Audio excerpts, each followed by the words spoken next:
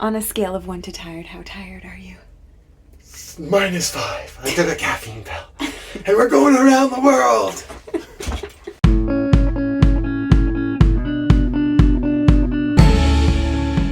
We are about to leave to catch a flight. We're saying goodbye to our dear apartment. Goodbye, apartment. Goodbye, apartment. Goodbye, elevator. Goodbye.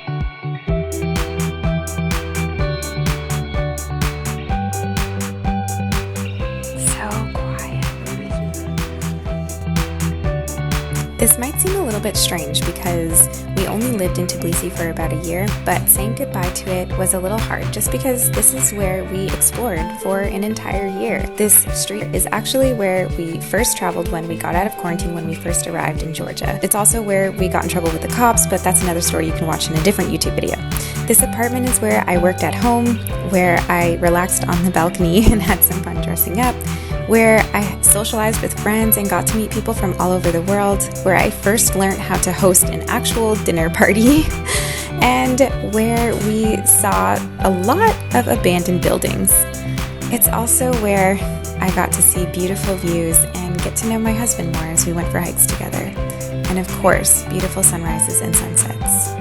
And now it seems as though we are packing up all of those memories and heading off to another adventure.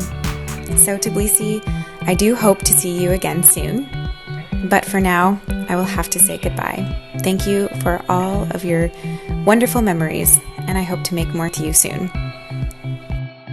Goodbye, Tbilisi. Thanks everyone for watching. Stay tuned for more about our life in Georgia. Georgia, Anna, Georgia! Okay, Peter, what are your thoughts on 5 a.m. flights? Fantastic. Don't want to sleep? Perfect. Can you tell us all what you were like last night when you were high on coffee? That was a caffeine pill that I thought was expired, but I think it was not.